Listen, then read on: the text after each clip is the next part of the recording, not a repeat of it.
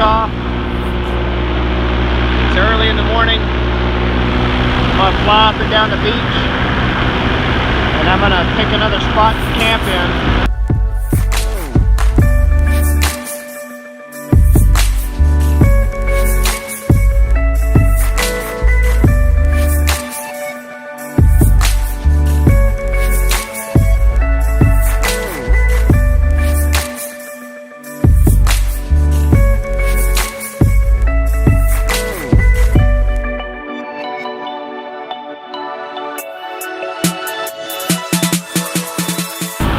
Today I'm going to try some different skills than I did last time.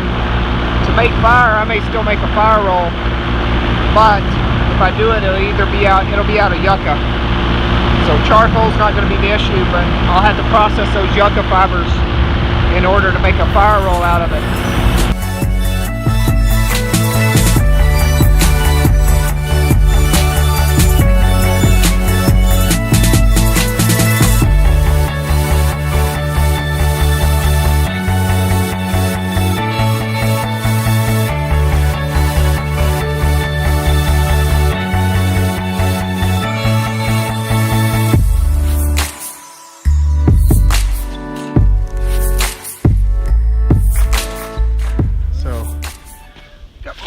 Wing in there. There's the wing with my jacket covering that up, and brought the bag with me again today. It's got the pack raft in it, and it also has the mosquito net and the cover. I'm not going to put the cover up right now because, as you can see, that provides enough shade.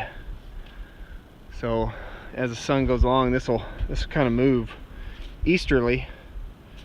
As the sun goes west, the shadow is going to move east, and so that'll provide me some pretty good protection right there. Find all sorts of crap washed up on the beach. It looks like it's been out here for a while. I don't know if you can make any kind of spindle out of that stem. That's freaking awesome.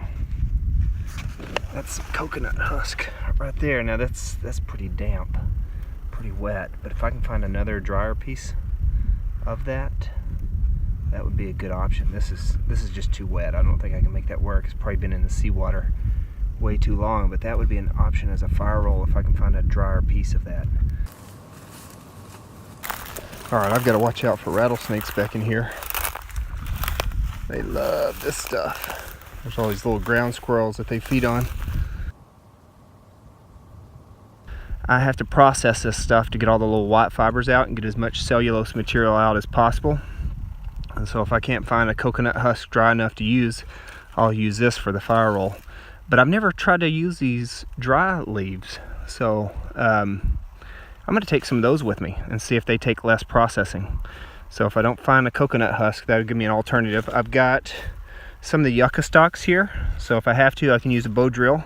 This one is about as thick as my pinky, so I can make a gas pedal hand drill or a thumb loop hand drill, whatever I need. And then if I don't need these, then I'll use them as part of my tinder bundle, because it's got such a low ignition temperature. It's perfect out here. So I'm gonna go ahead and harvest some of this dry yucca and green yucca. Found a aluminum beer bottle, so we can use that to distill water if we have to. Try to find something bigger.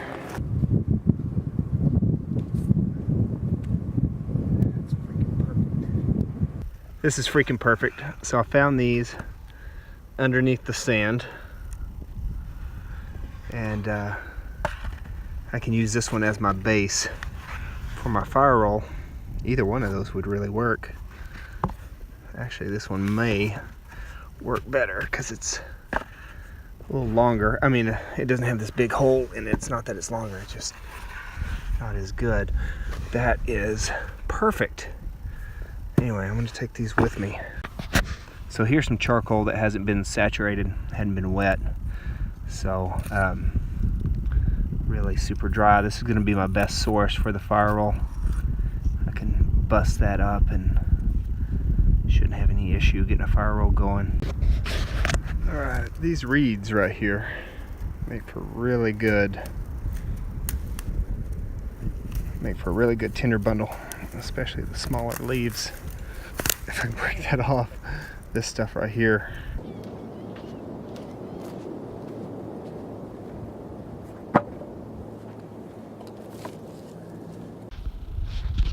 All right, right now I'm crushing up that charcoal. I'm gonna try to get it to a really fine powder. I've got plenty of it.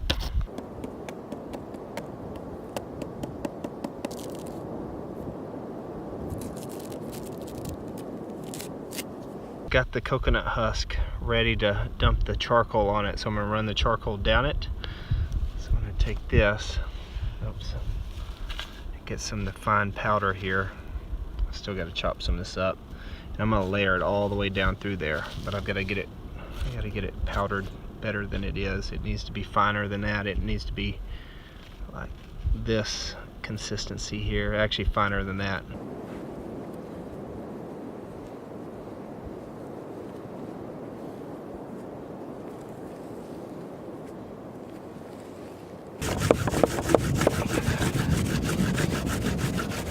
Oh, smell it now.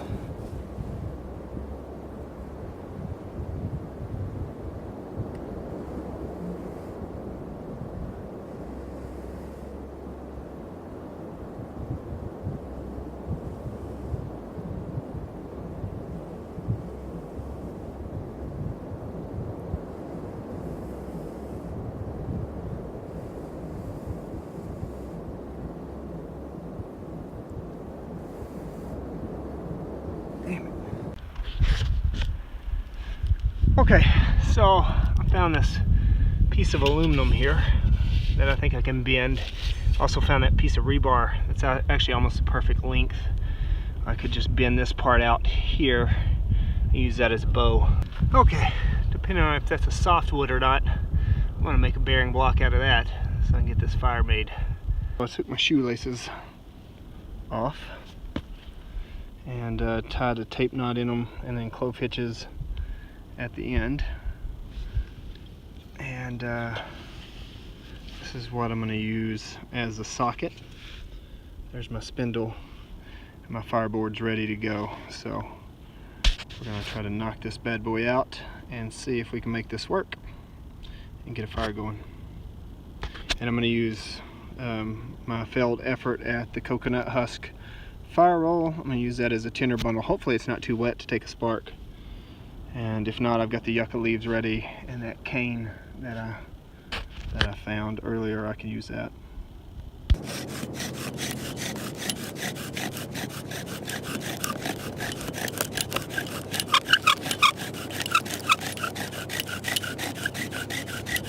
Oh, that's getting hot.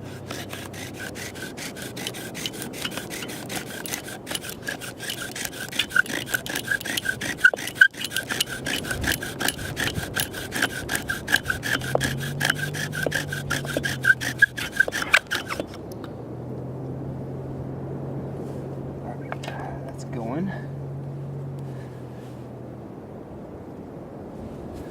Make sure I can see that.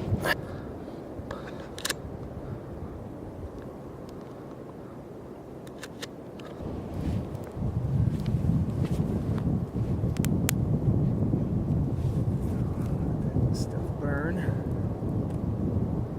down. I threw some of the yucca in that I wasn't going to use for a spindle. And then we use the coconut husk as our tinder bundle. And now we're just gonna burn down some of this stuff. Like this is part of the pallet.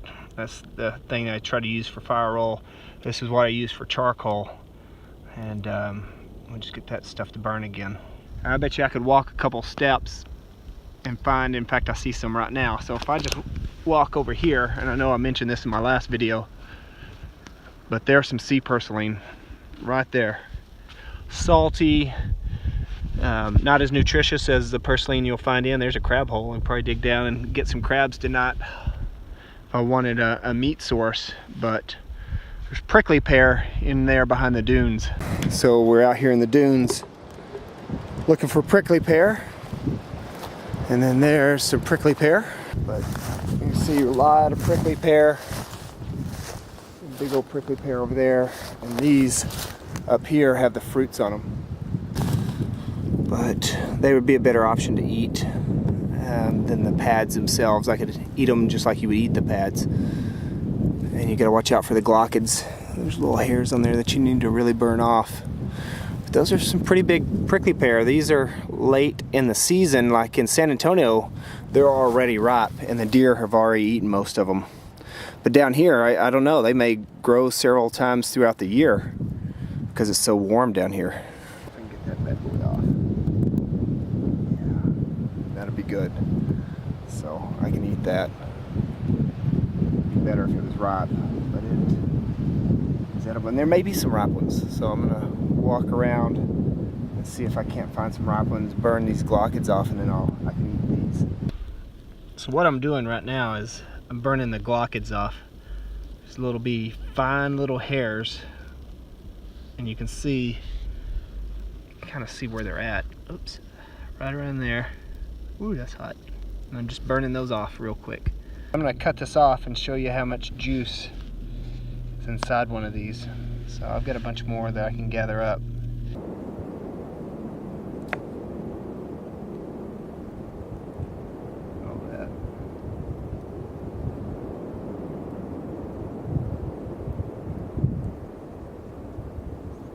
You can see how much juice was in that prickly pear. You can strain that through a sock. I'm gonna boil it first, especially if you've used a sock, or a piece of clothing like this shirt right here. If it was warm enough and I didn't need the sleeve, I could use it like cheesecloth. I would boil it first, and then I would boil the piece of clothing first. But you can cut that skin off if you don't have a fire to burn off the glochids. Probably flavor my water with the other ones and eat a couple of them, but that is super juicy. Make jams, jelly, wine if you're at an area where you can add sugar to it. But out, if you're just surviving, these can provide a lot of juice. All right, so I brought water with me this time so that I wouldn't have to get in a rush and distill water. So I've got plenty of water, and if it starts to get low, I can distill some water like I did last time. If you want to see how I did that on the beach, or just what I found on the beach, just watch my last video.